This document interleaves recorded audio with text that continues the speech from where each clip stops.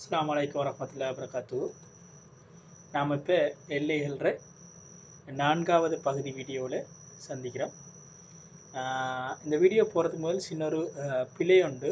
அதாவது நான் இந்த எல்லைகள் 3வது இதில் சின்ன ஒரு எழுத்து பிழைன்னு விட்டுட்டேன். நான் எழுதும்போது அதாவது நான் எடுத்த ஃபங்க்ஷன் வந்து y = 1/x²ங்கிற ஃபங்க்ஷன். இந்த ஃபங்க்ஷன்லேருந்து நான் எக்ஸை காணும் போது எக்ஸ் வர்க்கம் வந்து 1/y என்று வரும். இதில் எக்ஸை காணும் போது +ஓ மைனஸ் 1/√y வரணும். நான் அதில் y என்று எழுதிட்டேன். அது மட்டும்தான் அதில் புல. ஆனால் இதுக்கு இந்த இடத்துல நீங்கள் y வந்து வர்க்கமூலத்துக்கு வர்றது மறையனில் வரையலாது. இதில் ப்ளஸ்ஸை நீங்கள் பிரதியிடும் போது எக்ஸ் வந்து 0க்கு வர்க்கமூலம் 0 தான். ஆகவே அது வந்து என்ன +ஓ மைனஸ் இன்ஃபினிட்டி என்று தான் வரும். விடையில் எந்த பிரச்சனையும் இல்லை. நான் எழுதும் போது இந்த இடத்துல மிஸ்டேக் விட்டுட்டேன், அதை கவனித்து கொள்ளுங்கோ. அடுத்தது நான் இதில் வந்து எக்ஸ் வந்து +0 ஆகும்போது y நான் சொன்னேன்னா +∞ ஆகும். அதே மாதிரி எக்ஸ் 0 நெகட்டிவ் ஆகும் போதும் எக்ஸுக்கு மறை என்ன பிரதியிட்டாலும் இங்கே நேராக மாறி இங்கேயும் y +∞ என்று வாரத்தால் தான் இந்த கிராஃப் வந்து y x இப்படியும் வரும். சரி, ஆனால் இதை நீங்கள் கவனித்து கொள்ளுங்க. இது என்னுடைய எழுதும் போது இன்னொரு மிஸ்டேக் விட்டுட்டேன். இன்னைக்கு நான் அதில் திருப்பி ஃபுல்லாக செய்யணுங்கிறதுக்காண்டி நான் இதில் நான் சிம்பிளாக சொல்லி விடுறேன். ரைட், இப்போ நாம் என்ன செய்வோம், நாம் இதில் கணக்குகள் பக்கம் போவோம். முதலாவது கணக்கு, நான் இந்த கணக்குகள் வந்து கணேசலிங்கம் சேர்ற புக்கில் இருந்து நான் எடுத்திருக்கிறேன். வேறு நீங்கள் மிச்சம் நல்ல ஒரு புத்தகம், வர்ற புத்தகம், அந்த புத்தகத்தில் இருக்கிற கேள்விகளை செஞ்சு பாருங்கள். அடுத்தோட பாஸ் பேப்பர் கேள்வி செஞ்சீங்கன்னா போதும். அங்கே மேலதிகமான முயற்சிகள் உங்களோட மாடல் பேப்பர் அப்படியான கேள்விகள் செய்யும் போது உங்களுக்கு இன்னும் நிறைய ப்ராக்டிஸ்கள் வரும். சரி, இப்போ நான் முதலாவது கேள்விக்கு வரேன். முதலாவது கேள்வி, முதல்ல தரப்பட்ட கேள்வியை நீங்கள் முதல்ல பார்க்கணும், ஏதாவது தேராக்கணியம் அதுக்குள்ளே இருக்குதா என்று பார்க்கணும். இதில் +∞ தந்திக்கிறாங்க.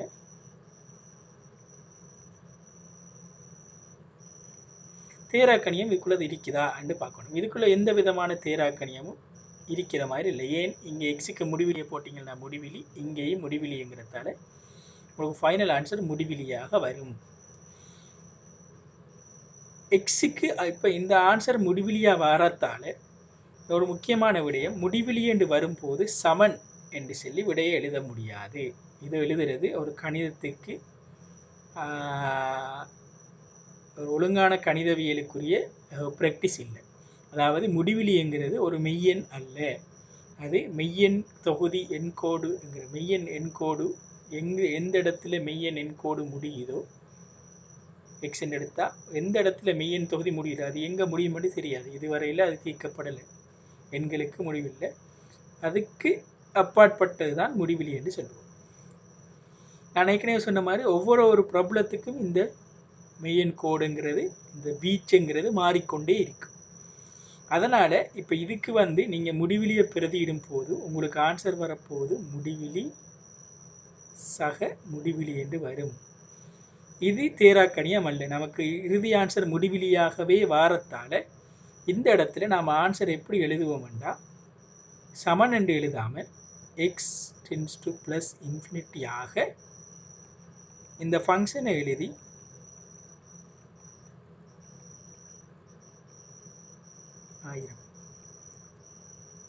டென்ஸ் டு +∞ என்று சொல்லி விடையை கொடுப்போம். இதில் சமன் போட்டு நாம் விடையை எழுதுறதில்லை. அது உங்களுக்கு மிச்சம் கவனமாக இருக்கணும். நான் இது ஒரு பெரிய பிழையாக கருதுறதில்ல. நான் இப்படி எழுதுறது சமன் போட்டு எழுதுறது ஒரு ஒழுங்கான கணிதவியலுக்குரிய ப்ராக்டிஸ் இல்லை. இப்போ 2ஆம் கேள்விக்கு வரும். 2ஆம் கேள்வியில் லிமிட் எக்ஸ் டென்ஸ் டு அதே ப்ளஸ் இன்ஃபினிட்டி தந்திக்கிறாங்க. எக்ஸ் கணம் சய 1000 எக்ஸ் வர்க்கம்.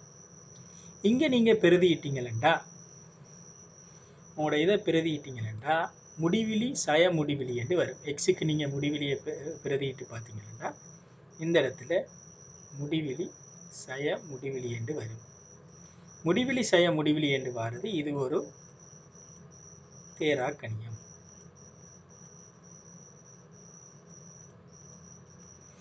இது தேரா கணியமா வாரத்தால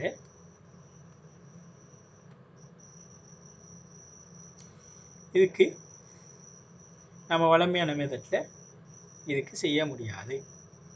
அப்போ இதுக்கு செய்யறதுக்கு என்ன லேசான ஒரு வழி என்றால்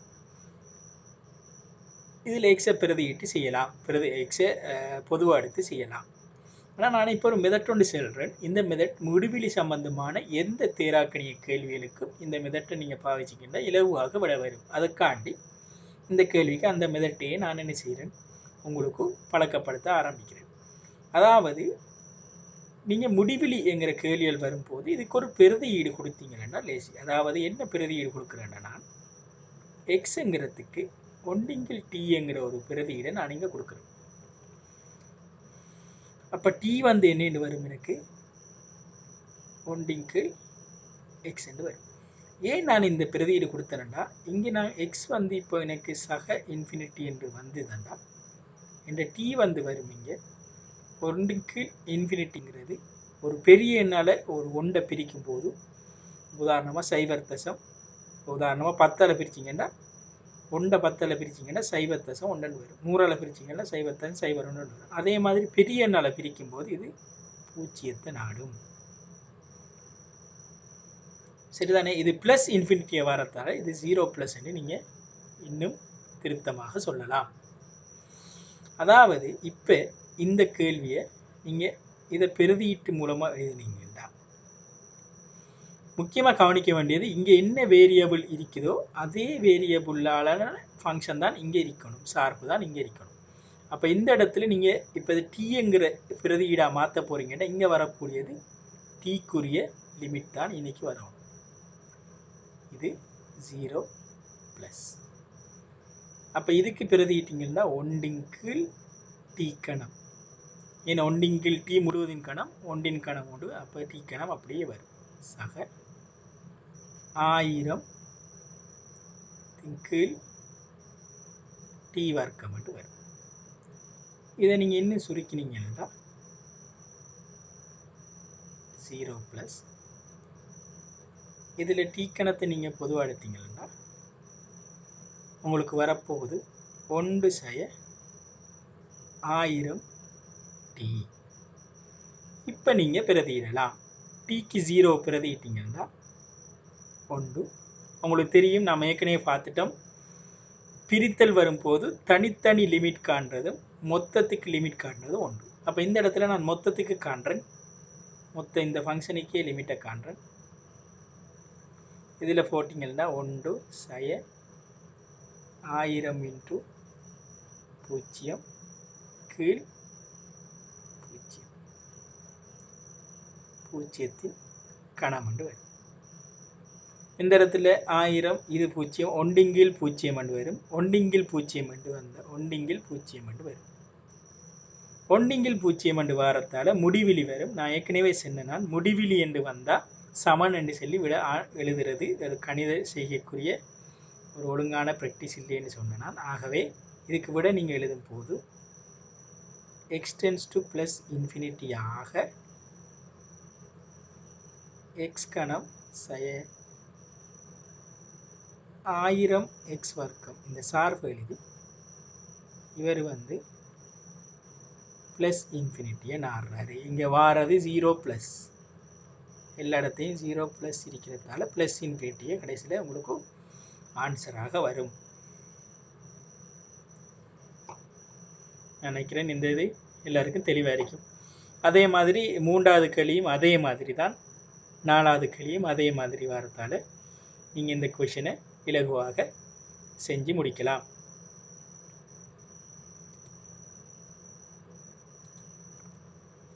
ரைட், தொடர்ந்து மேலதிகமாக சில பயிற்சிகளை பார்ப்போம். இந்த பயிற்சி எடுக்கிற முதலாவது இந்த 2வது செட்டில் முதலாவது பயிற்சி எடுக்கிறேன்.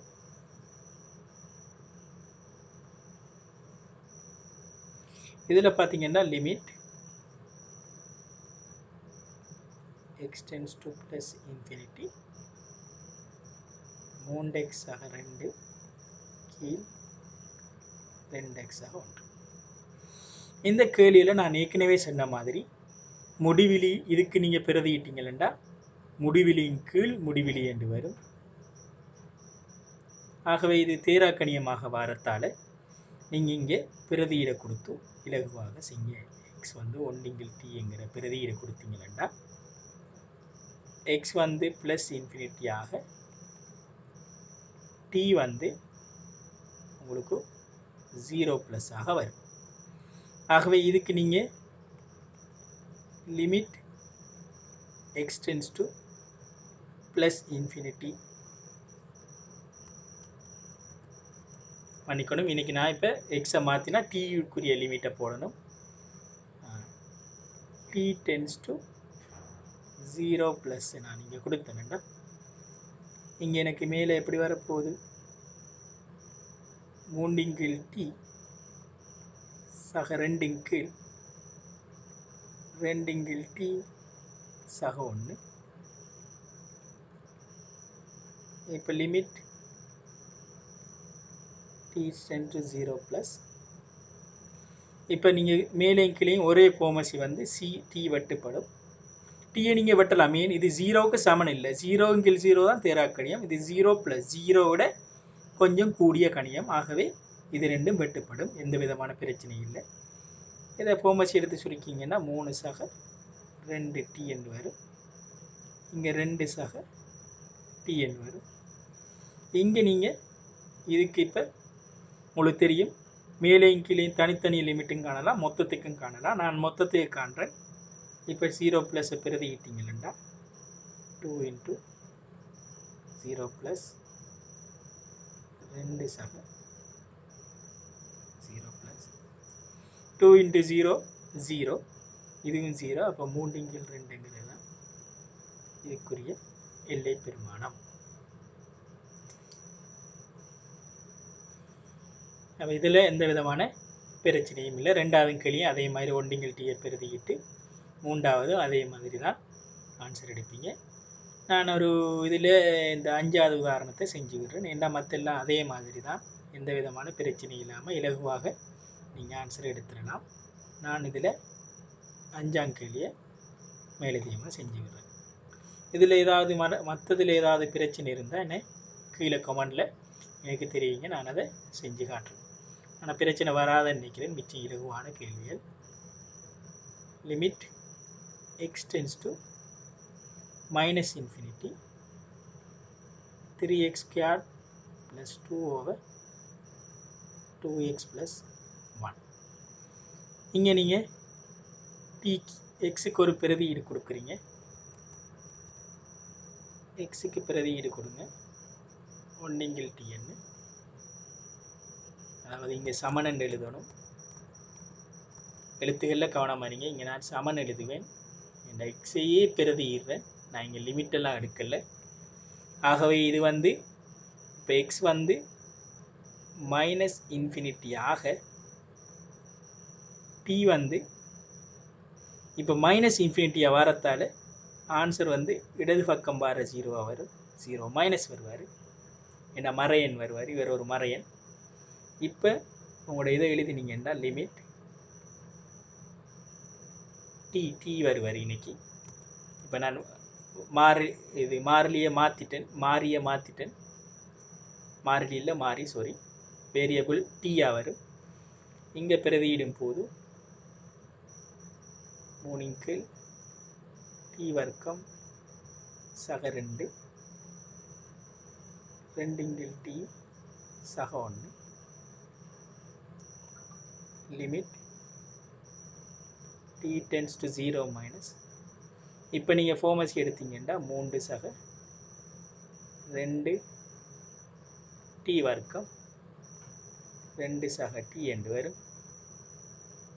இங்கே நீங்கள் 0 மைனஸ் இப்போ நான் மொத்தத்துக்கே நான் பிரதியிடுறேன் 3 சக 2 0 மைனஸ் ஸ்கொயர்ட்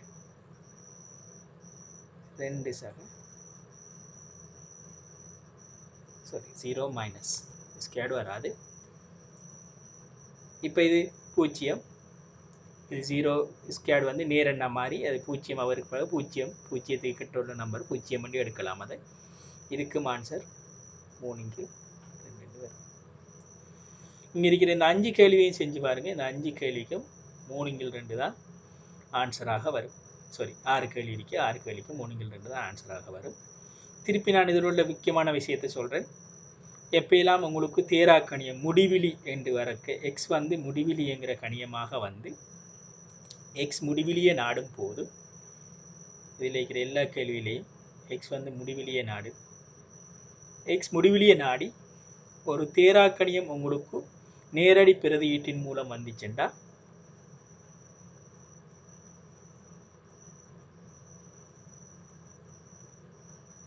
அந்த இடத்துல செய்யும் போது எக்ஸுக்கு ஒரு பிரதியீடை கொடுத்து அந்த வேரியபிளை டீக்கு மாற்றி செய்யும். இதுக்கு வேறு உங்களோட புக்கில் கூட ஒரு மெதட் எடுத்திப்பாங்க. மேலேயும் கீழேயும் எக்ஸால் இங்கே எக்ஸால் பிரித்து எக்ஸ் வர்க்கத்தால் பிரித்து சில டைமில் பெரிய குணகத்தால் பிரிப்பாங்க, சில டைமில் சின்ன குணகத்தால் பிரிப்பாங்க. அது உங்களுக்கு நிறைய குழப்பத்தை விளைவிக்கும். அதை விட இந்த பிரதியீடு குறைக்க கொடுத்து செய்கிறதால எந்த குழப்பமும் இல்லாமல் இலகுவாக உங்களோட ஆன்சரை நீங்கள் பெற்றுக்கொள்ளக்கூடிய மாதிரி இருக்கு.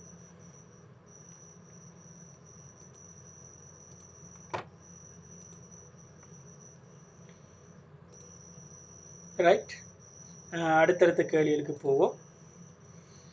இன்னும் 2 கேள்விகள் எடுக்கிறேன் நான். இங்கே வந்து முதலாவது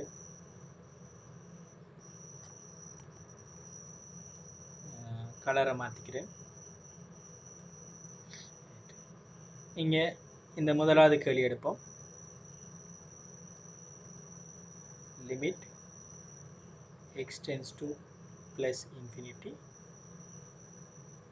x squared minus 1 x squared plus 1. இங்கேயும் அதே மாதிரி முடிவிலி இங்கில் முடிவிலி வரும். ஆகவே உங்களுக்கு வளமே மாதிரி எக்ஸுக்கு ஒன்றிங்கில் டி என்கிற பிரதியீடை கொடுங்க.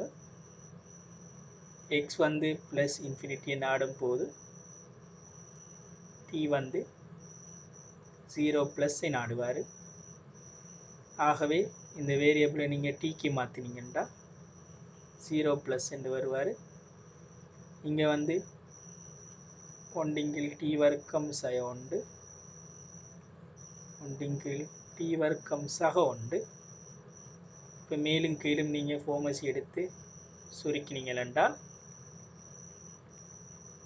உங்களுக்கு வரப்போகுது 1 சக டி வர்க்கம் 1 சக டி வர்க்கம் வரும்.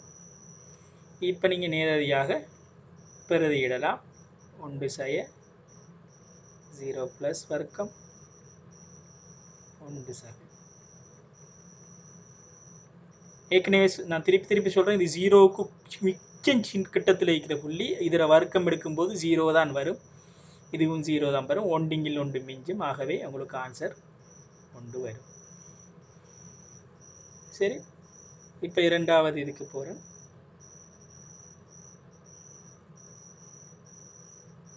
லிமிட் நான் திருப்பி ரிப்பீட் பண்ணல, இதே பிரதியீடு வரும், இதே மாதிரியே வரும். ஆகவே நான் ரெக்டாக டீக்கு மாற்றியே எழுதுகிறேன்.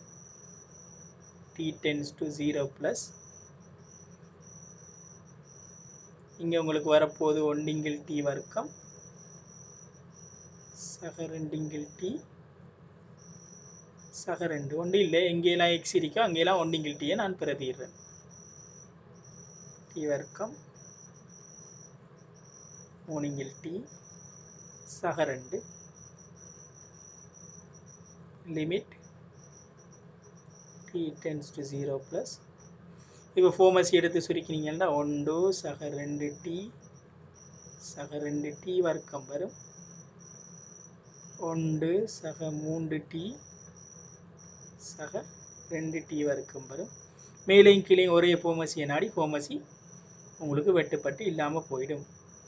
இப்போ நீங்கள் 0 நீங்கள் இங்கே பிரதியிட்டீங்கன்னா நான் பிரதியிட எழுதி காட்டுறேன். நீங்கள் எழுதாமல் டிரெக்டாகவே விட போடக்கூடாது. எழுதி காட்டுறது தான். உங்களுக்கு சில டைமில் ஸ்டெப்ஸ் மார்க்ஸ்கள் வரும்போது இதை எழுதி காட்டுவதற்கு உங்களுக்கு மார்க்ஸ்கள் தருவாங்க.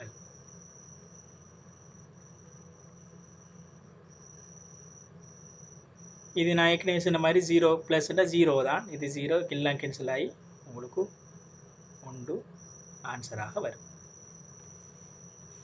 சரிதானே? மிச்சம் இலகுவான பகுதி. இதில் எந்த விதமான குழப்பத்துக்கும் இடமில்லை. கேள்வியில் செஞ்சு பாருங்கள், நிறைய கேள்விகளை. சரி, நாம் மேலும் சில கேள்விகளை பார்ப்போம். எக்ஸ் முடிவிலியை நாடுற மாதிரி கேள்விகள் தான். ரைட், இதில் எல்லாத்துக்கும் ஒரே மெத்தடில் நீங்கள் செய்யலாம். நான் ஏதாவது ஒரு கணக்கெடுத்து செஞ்சு காட்டுறேன். நான் இதில் எதை எடுக்கிறது, 2ஆம் கேள்வி எடுக்கிறேன். எல்லாம் ஒரே மாதிரியே விட வரும், ஆன்சர் வரும். செஞ்சு பாருங்கள். நான் இதில் 2ஆம் கேள்வி எடுக்கிறேன். லிமிட் திருப்பியும் சொல்கிறேன். ஏதாவது பிரச்சனை உங்களுக்கு மற்ற கேள்வியில் செய்கிறதுல இருந்தால் அந்த கேள்வியோட நம்பரை எனக்கு கமெண்ட் பண்ணுங்கள். நான் ஏற்கனவே சொல்லிட்டேன், கணேசலிங்கம் சேர்ற புக்கில் இருந்தால் இந்த கேள்வியில் நான் எடுக்கிறேன். அந்த புக்கில் ஏதாவது கேள்விகள் இல்லாட்டி உங்களுக்கு வேறு ஏதாவது கேள்விகளுக்கு உங்களுக்கு ஆன்சர் வேணுமெண்டா நீங்கள் அதை எனக்கு ஷேர் பண்ணுங்கள், கீழே கமெண்டில் போடுங்க ஃபோட்டோவோட. நான் அதுக்குரிய ஏற்பாடுகளை என்னால் முடிஞ்ச அளவில் உங்களுக்கு உதவி செய்ய பார்க்குறேன்.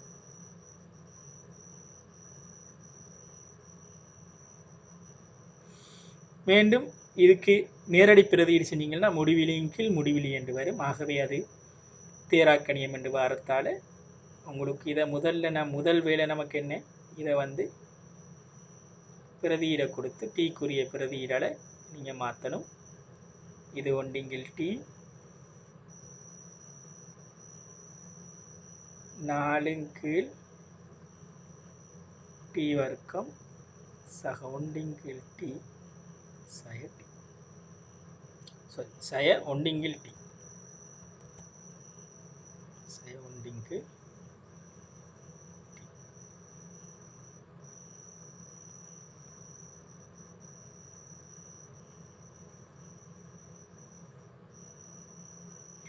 மேலையும் கீழையும் டி ஃபோமசி. மிச்சம் கவனமாக இருக்கணும். வர்க்க மூலத்துக்குள்ளே டி ஃபோமசியாக இருக்கும் போது வர்க்க மூலத்துக்குள்ளே போகும்போது அது டி வர்க்கமாக இருக்கும், வெளியில் வரும்போது டீயாக வந்துடும். அப்போ உள்ளுக்கு டி வர்க்கத்தை வச்சு நாம் சுருக்கலாம். சுருக்கிங்கன்னா உங்களுக்கு வர வேண்டியது 4 சக டி என்று இங்கே வரும். இங்கே வந்து 1 வரும். ஏன்னா டி ஃபோமசி இங்கே டி ஃபோமசி பொது ஃபோமசினாடி மேலே வந்து இங்கே இருக்கிற டி வெட்டுப்பட்டு மேலே 1 மிஞ்சும்.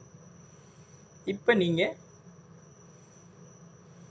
டீயை நீங்கள் பிரதியிட்டீங்கன்னா 0 ரெக்டாக பிரதியிடலாம். வேண்டாம், மேலேயும் டி இல்லை, 0 இங்கே நேரடி பிரதியிட்டாலும் எந்த தேராக்கணியமும் உங்களுக்கு வராது. ஆகவே ரெக்டாக பிரதியிட்டு ஆன்சர் எடுக்கலாம்.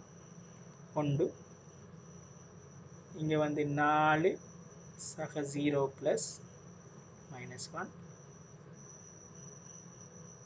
1 4 சக 0 4. இதுக்கு வர்க்கமூலம் எடுக்கும்போது 2 வரும். சய 1 என்று ஆன்சர் வரும். சரிதானே? சில நேரத்தில் உங்களுக்கு பிரச்சனைகள் வரும். இங்கே அந்த பிரச்சனை வரத்துக்கு சாத்தியம் இல்லை. ஏன்னா இந்த பிரதியிட கொடுக்கும் போது உங்களுக்கு ஆட்டோமேட்டிக்காக மேலே 1 வரத்தால் இந்த கேள்வியில் எந்த விதமான பாதிப்புகளும் வராது. சரிதானே? மற்ற கேள்விகளை செஞ்சு பாருங்கள். நான் அடுத்த டைப்புக்குரிய கேள்விகளுக்கு போகிறேன். சரி, அடுத்த டைப்புக்குரிய கேள்விகளுக்கு வருவோம். இதுவும் மூன்றும் ஒரே மாதிரியான டைப்பில் செய்யலாம். நான் இதில் ஒரு கேள்வி எடுத்து செஞ்சு காட்டுறேன். இந்த 3ஆம் கேள்வி எடுக்கிறேன். சரிதானே?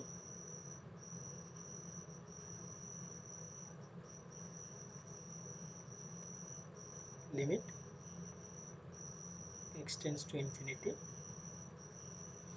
இன்ஃபினிட்டி என்று தந்தால் அங்கே தந்திக்கிறாங்க, அந்த எண்ணை தந்திருக்கிறாங்க, அந்த இடத்துல நீங்கள் ப்ளஸ் இன்ஃபினிட்டியே எடுத்தால் சரி. 4x வர்க்கம் சக x 9 sin 3x.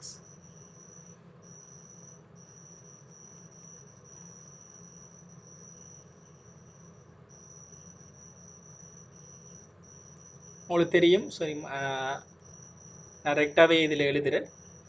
முடிவிலி வரக்குள்ள உங்களுக்கு பிரதியீடு கொடுக்கணும். t tend to 0.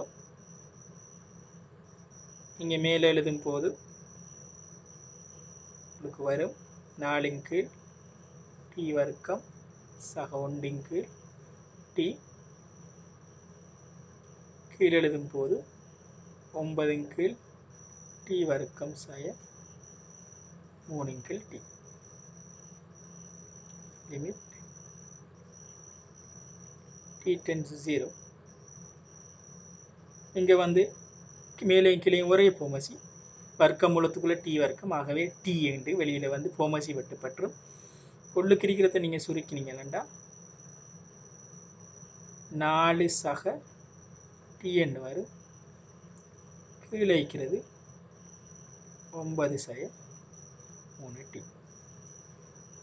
இப்போ நீங்கள் நேரடி பிரதியீடால் எந்த விதமான தேராக்கணியமும் வராது. 4 வர்க்க மூலம் 3. அப்போ நேரடி பிரதியிடுங்க.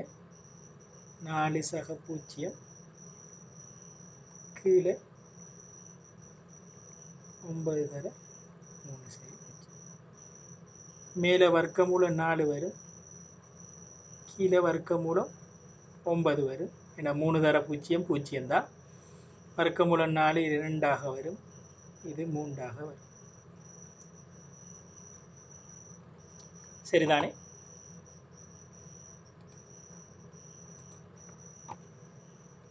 சரி, அடுத்த டைப் கேள்விக்கு வருவோம். இது ரெண்டு கேள்வியும் ஒரே மாதிரியான கேள்விகள். நீங்கள் ஒரே மாதிரி செஞ்சீங்கன்னா இதுக்கு ஆன்சர் வரும். இதில் நான் ஏதாவது ஒன்று எடுக்கிறேன். முதலாவது எடுக்கிறேன்.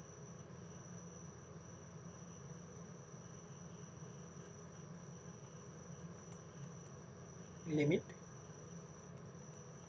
n வந்து இன்ஃபினிட்டிங்கிறத நாடுது.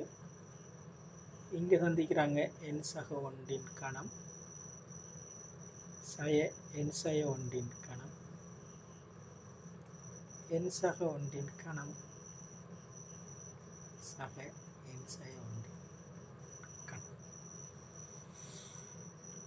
இதுக்கு நீங்கள் ஏற்கனவே சொன்ன மாதிரி இதுக்கு பிரதியிட கொடுத்து செய்யலாம்.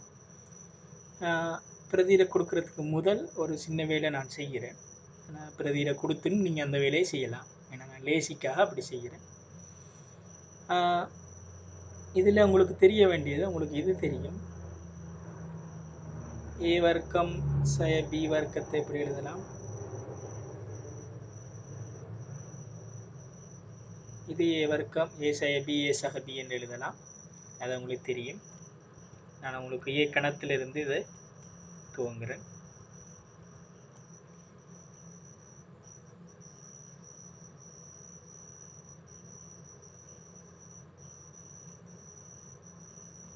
a கணம் சய b கணத்தை உங்களுக்கு எழுத தெரியும். a சய b a வர்க்கம் சக ab சக b வர்க்கம் என்று படிச்சிருப்பீங்க. இப்போ a ன் 4 b ன் 4 அதே மாதிரி தான் a சய b. இங்கே வரப்போது இதில் வர்க்கம் இருந்த இங்கே இருக்கிறது கணம். a கணம் சக a வர்க்கம் b சக ab வர்க்கம். அதாவது ஏட ஒன்று குறைஞ்சி பிஏ சேர்க்கிறது. இங்கே பியின் 0 இருக்கு, பிஏ சேர்க்கிறது, இங்கே பி வர்க்கம். அதே மாதிரி a ன் 5 எழுதலாம். எப்படி எழுதிங்க? a சய b. இங்கே 5 இருந்தால் அதில் ஒன்று குறைஞ்ச அடுக்கிலிருந்து இங்கே நீங்கள் துவங்கணும். ஏன் 4 சக ஒன்று ஏ குறையும் ஏ கணம் பி சேரும் ஏ குறையும் பி கூடும் ஏ குறைஞ்சி பி கூடும் ஏ குறைய ஒன்றாயி பி வந்து 4ஆம் அடுக்கு சரிதானே. அப்போ இதே மாதிரி நீங்கள் எப்படியோ போய் ஏயின் எண்ணுக்கும் எழுதலாம்.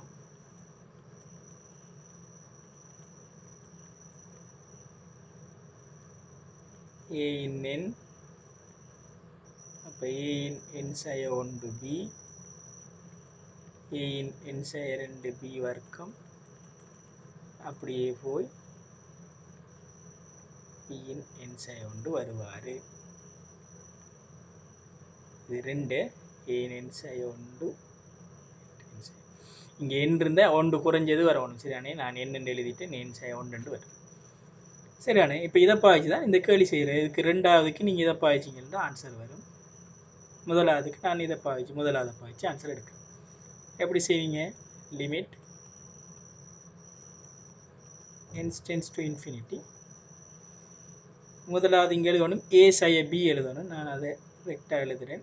a n சய 1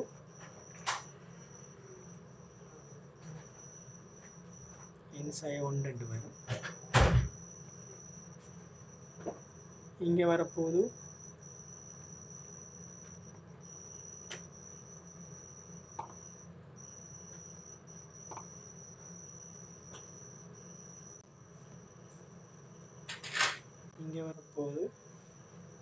n சக 1 வர்க்கம் சக n சக 1 n சய 1 சக n சய 1 வர்க்கம்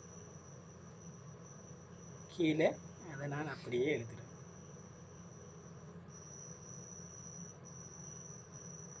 சரி இங்கே வர்க்கம் தந்திக்கிறாங்க.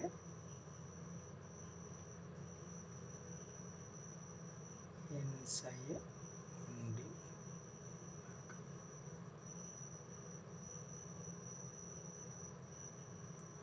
ஒன்றும் செய்யலை. நான் ஏ வர்க்கத்துக்கு இதான் இந்த ஏ எழுதியிருக்கிறேன். இதான் இந்த ஏ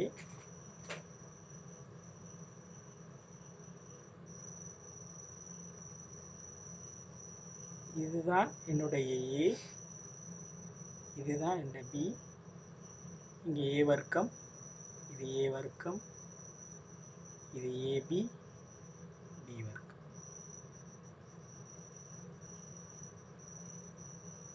சரிதானே. இப்போ லிமிட்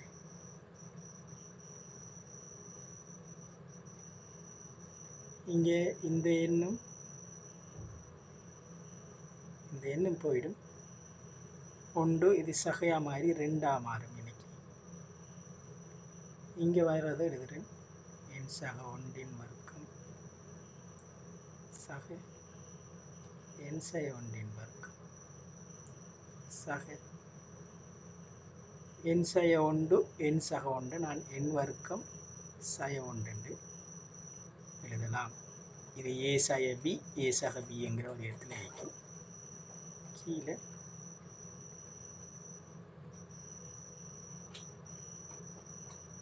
நடுவில் சக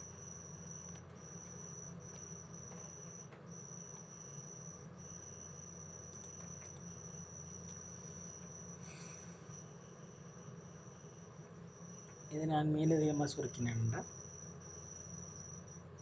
limit n tends to infinity. இப்போ உங்களுக்கு தெரியும். இப்போ இந்த பின்னத்தை ஒன்றின் கீழ் ஒன்று உடைச்சி எழுதலாம். இப்போ எப்படி இருந்துச்சுன்னா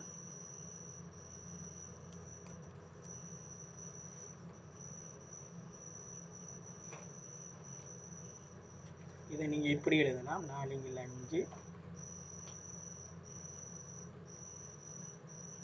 அதே வடிவத்தில் நான் இதை எழுதுகிறேன். 2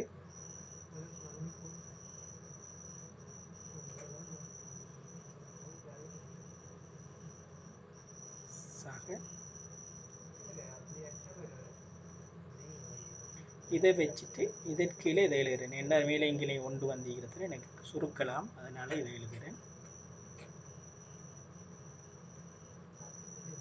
இங்கே சக 2 n வர்க்கம் சய ஒன்றின் கீழ்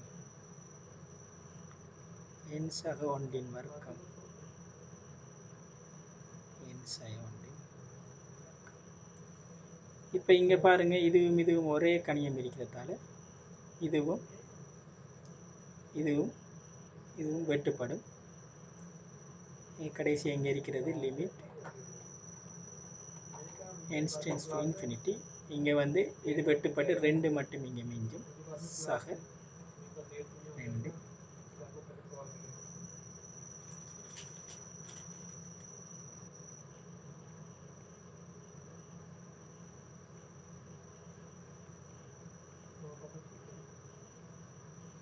இப்போ நீங்கள் முடிவிலியை போட்டிங்கன்னா முடிவிலிங்கில் முடிவிலி வரும். இங்கே 2 தான் இருக்கு. ஆகவே உடனே பிரதியிட கொடுங்க. எண்ணுக்கு ஒன்றிங்கில் டி. இதில் நீங்கன்னா லிமிட் இங்கே டீட லிமிட் வரணும் 0 2 சக இந்த பிரக்கெட்டை போட்டுக்கிறேன். இங்கே வரப்போகுது 2 ஒன்றின் கீழ் டி வர்க்கம் சய 1. இங்கே ஒன்றின் கீழ் டி சக ஒன்றின் வர்க்கம் ஒன்றின் கீழ் டி சய ஒன்றின் வர்க்கம். இங்கே எழுதுகிறேன் லிமிட் t tends to 0. இங்கே பாருங்கள், மேலே டி வர்க்கம் கீழேயும் டி வர்க்கம், இங்கே வர்க்கம் இருக்கிறதால கீழே இருக்கிற ஃபோர்ஸ் டி வர்க்கமாக ஆகிடும். அப்போ அதை நான் 2 சக இது இப்போ உங்களுக்கு வரப்போகுது 2 1 சய டி வர்க்கம். இவர் வரப்போகிறாரு பெருக்கெட்டுக்கு டீயை வச்சு சுருக்கலாம், என்ற வர்க்கம் வெளியில் இருக்குது. அப்போ 1 சக டி சக 1 சய. இப்போ நீங்கள் நேரடி பிரதியிடலாம்.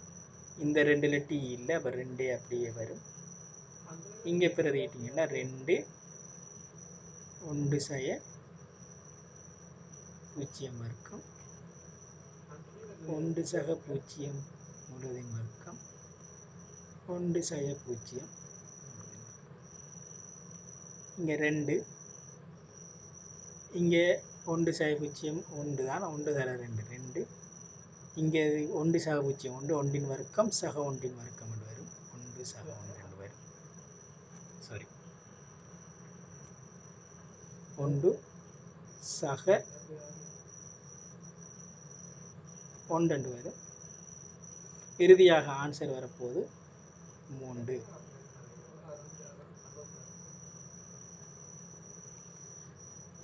சரிதானே? இப்போ இதுக்கு ஆன்சர் 3. அதே மாதிரி இதை விரித்து செஞ்சு பாருங்கள், அதுக்கும் ஆன்சர் வரும். இன்ஷா அல்லாஹ் இன்னொரு வீடியோவில் சந்திப்போம். அஸ்ஸலாமு அலைக்கும்.